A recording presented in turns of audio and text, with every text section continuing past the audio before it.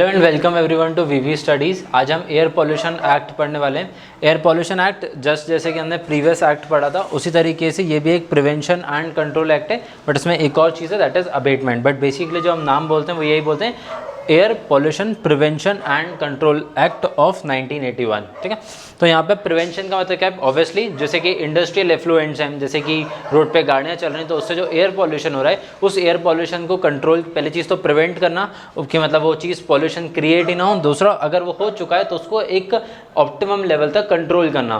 जैसे कि देखिए, इंडस्ट्रीज़ बनाना बहुत ज़रूरी है। जैसे हम सस्टेनेबल डेवलपमेंट की बात करते हैं तो प्रिवेंशन हम कैसे कर सकते हैं कि हम ऐसी इंडस्ट्रीज़ को बंद कर दें जो कि बहुत ज़्यादा कार्बन डाइऑक्साइड एमिट करती हैं या बहुत ज़्यादा ग्रीन हाउस गैसेज एमिट करती हैं। तो हम ऐसी कंपनीज़ को या ऐसी गाड़ियों को हम टोटली बंद कर सकते हैं। जैसे आपने सुना होगा कि जैसे आप गाड़ी चलाते हो तो पीयूसी होता है, तो पीयूसी से हमें पता चलता है कि गाड़ी कितना ज़्यादा पॉल्यूशन एमिट कर रही है। तो अगर एक लिमिट से ज़्यादा पॉल्यूशन अगर वो कर रही है, जो कि बहुत जैसे 15 साल 20 साल पुरानी गाड़ियाँ जो होती हैं वो बहुत ज़्यादा पॉल्यूशन करने लगती हैं, तो उस कंडीशन में उन गाड़ियों को स्क्रैप करने की पॉलिसी बनाई है। सेम चीज़ है ना, इंडस्ट्रीज़ के साथ भी होना चाहिए। अगर कोई ऐसे एफ्लुएंट्स एमिट कर रहा है एनवायरनमेंट में जो कि बहुत हाईली टॉक्सिक है और जिसको इजीली कंट्रोल नहीं किया जा सकता है, ऐसी इंडस्ट्रीज़ को या तो क्लोज कर देना चाहिए या तो सिटी से बहुत ज़्यादा दूर बनाना चाहिए। प्लस उनके ऊपर टैक्सेस भी ज़्यादा लगाना चाहिए, क्योंकि फिर वो पॉल्यूशन इतना ज़्यादा कर रहे हैं कि अगर आपको उस जगह की क्लीनलीनेस वापस से करनी पड़ी तो उसके लिए भी बहुत ज़्यादा कॉस्ट इफेक्टिव होना चाहिए वो चीज़।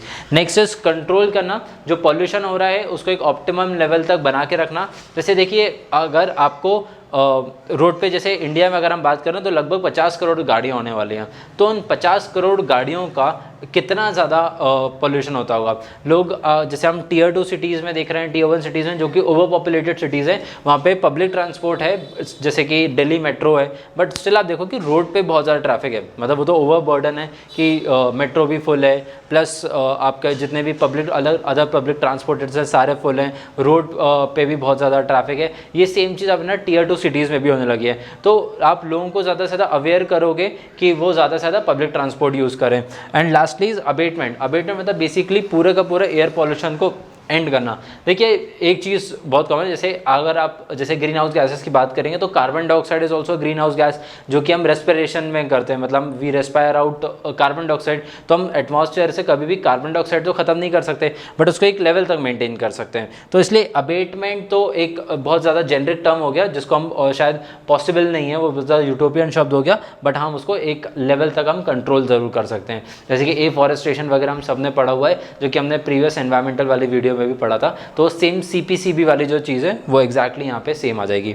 Next is whole of India. Basically जो हम बात कर रहे हैं यहाँ पे एयर पोल्यूशन एक्ट की बात कर रहे हैं, ये एक स्टेट एक्ट नहीं है, ये सेंट्रल गवर्नमेंट का एक्ट है, तो ये हर एक स्टेट पे लागू होता है। जनरली जब ये स्टार्ट हुआ था तो नॉर्थ और नॉर्थ ईस्टर्न के कुछ स्टेट्स में ये चीज़ लागू हुई थी, बट धीरे धीरे करके इसको इम्प्लीकेट करके both water and air pollution act are the part of central government now. तो वो इंडिया के हर एक स्टेट पे लागू होता है।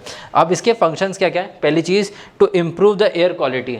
जैसे आप AQI लेवल सुनते होंगे कि जैसे जब अक्टूबर नवंबर दिसंबर का मंथ आता है तो जो दिसंबर है वहाँ का AQI जो है वो अराउंड 400-500 तक चला जाता है। So that is very serious and critical level, क्योंकि आपके उस कंडीशन में आपको एम्फाइसेमा हो सकता है या फिर रेस्पिरेटरी पैसेज या लंग्स के बहुत सारी बीमारियाँ हो सकती हैं। तो उससे आपको बचाने के लिए क्या क्या एक्शंस लिए जा सकते हैं? जैसे एयर प्योरीफायर्स वगैरह लगाते हैं, जैसे स्लैश बर्निंग या स्टेबल बर्निंग को बैन करते हैं। जैसे ग्रीन क्रैकर्स का एक कंसेप्ट आया है जो कि 30% कम कार्बन डाइऑक्साइड या 30% कम पॉल्यूटेंट्स को रिलीज़ करेगा।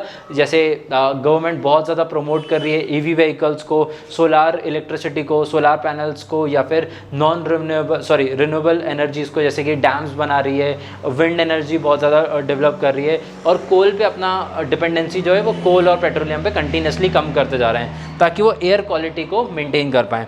Next is prevent and come air pollutants. मतलब बेसिकली जो यही चीज़ है ऊपर वाली, वही सेम चीज़ करनी है कि आपको जो एयर पॉल्यूटेंट्स हैं, बेसिकली दो तरीके के एयर पॉल्यूटेंट्स की हम बात करते हैं, एक जो PM 2.5 के होते हैं, एक PM 10 के होते हैं।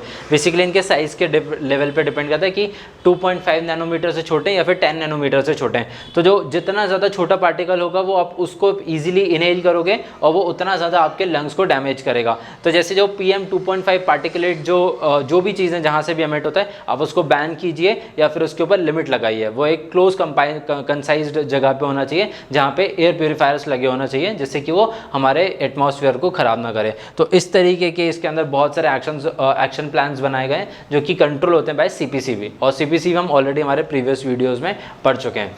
I hope this topic is clear to you. Thank you for watching the video.